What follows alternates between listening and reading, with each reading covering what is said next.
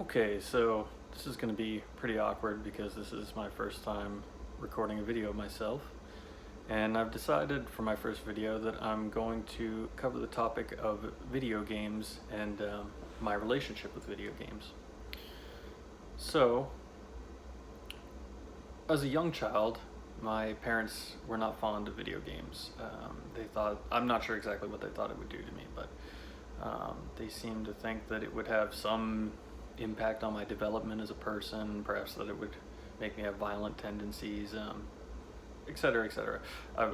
To this day, I'm not exactly sure what they were thinking, but I really didn't get to experience much with video games until I was in my early teenage years. I remember the first time I really got to have video games in my household. I inherited a Nintendo 64 console from one of my father's family friend's son, and he had just gotten an original Xbox, which at the time was pretty powerful.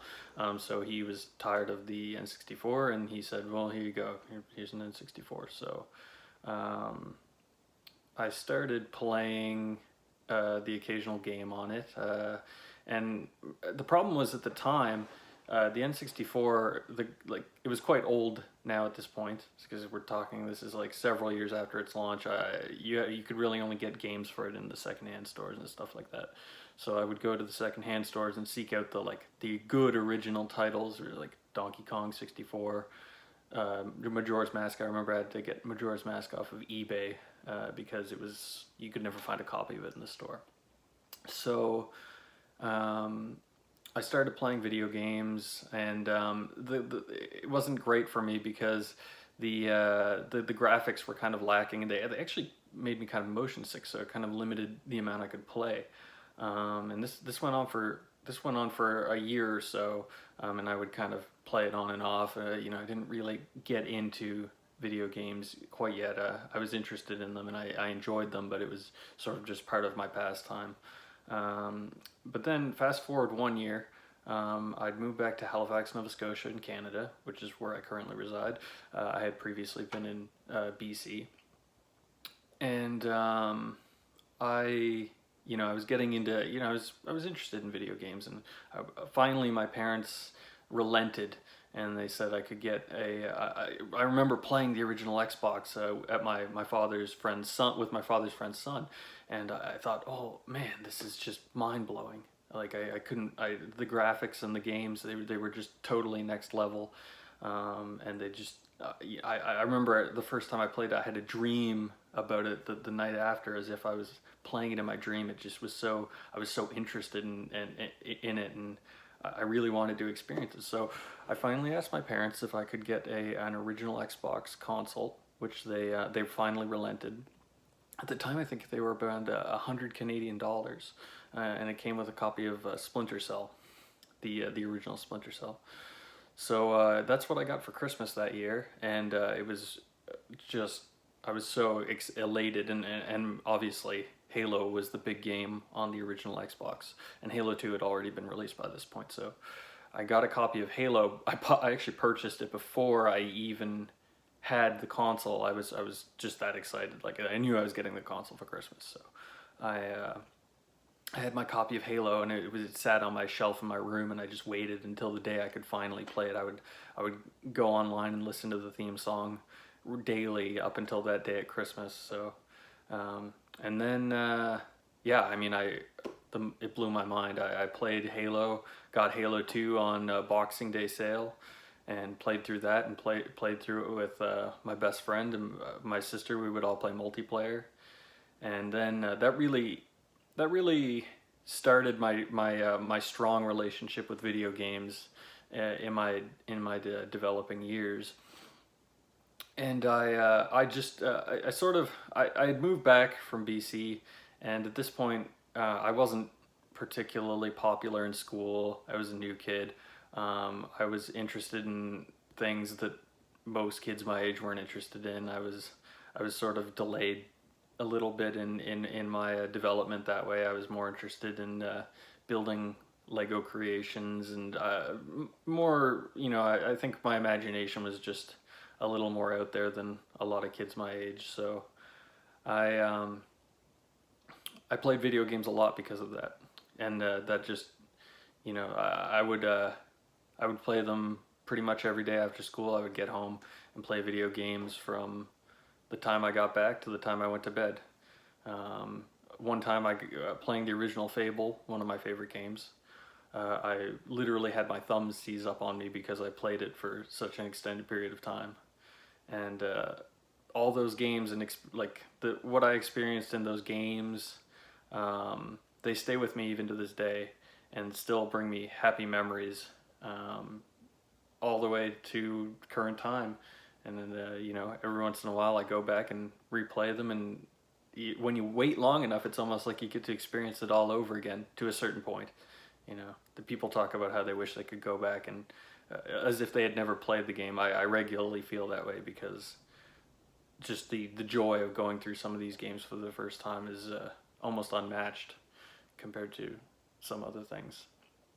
So basically, I played the original Xbox and every good game that was on it within a year, because I was totally hooked at this point. And the next year, I asked my parents for an Xbox 360 because it had just come out the year I got the original Xbox. I was one full step behind in that regard. And I think my dad partially was like cool with it because it had Call of Duty 2, and he liked the World War II games, so they got me the Xbox 360, and that was even better. I probably to this day, certainly one of my favorite console generations. And I don't know. Sometimes you have to wonder: do I just have fond memories of it because I was a teenager and I experienced these games a lot of times with my best friends? I think that has a lot to do with it. You regularly. Sometimes I feel like, has gaming lost its luster? Have the games become worse? Are they less interesting? Part of it is probably due to the fact that most of the ideas at this point are simply being rehashed, the state of the industry, et cetera, et cetera. I won't get too much into that. This is more about my personal connection with video games, my personal feelings about video games. But the Xbox 360 generation had some very enjoyable times for me. Halo 3 launch, playing it online with my friends. I made a bunch of really good friends in high school after not having friends for several years, really. And Halo 3, Fable 2, Fallout 3, one of my favorite games. And the list just goes on and on and on. Yeah, I had so many great memories playing video games with my best friends. That really is, I think, part of the key. And what a lot of people don't understand if they didn't have friends that played video games with them. Just what a great experience that is. And moving forward, I've owned essentially every mainline console that's come out up to this point. I know I don't PC game. I'm a console peasant. I just can't be bothered to deal with upgrading the system and et cetera, et cetera. I know you're lazy, et cetera, whatever you want to say. It's all good. I fully understand. I'll still be getting a console this generation. But Xbox One, PlayStation 4, some good games. Still had some really enjoyable games. Bloodborne on the PS4, amazing game. Dark Souls 3, amazing game. Fallout 4, I know, arguably not as good as the past iterations. I still enjoyed it. I'm just a sucker for that kind of style and lore and the post-apocalyptic feel, and it's hard to find a better example of that than even compared to other stuff. It's still solid. Yeah, I mean, I guess I'm making this video partially because I'm starting to feel a little lost with my connection with video games. A big catalyst for that is the game that just came out, Cyberpunk 2077, and I was very excited for this game. First time in a long time that I was very excited for a game, and again, it was as everyone. This is, if this video ages, it was a very big disappointment at launch, especially on an older console like I have. It was essentially unplayable, and it was very disappointing. And it's like, I'm just searching for these fun experiences like I had when I was younger, and it just seems like a lot of them seem to get spoiled for no good reason. Or again, is it because it's rehashing? Is it because it's just we're not, we don't have our friends around to play the games with us? Or maybe leave your thoughts with me on this. And yeah, I guess that's pretty much the basis of what I wanted to discuss in this video. Maybe I'll talk about it a little bit more some other time.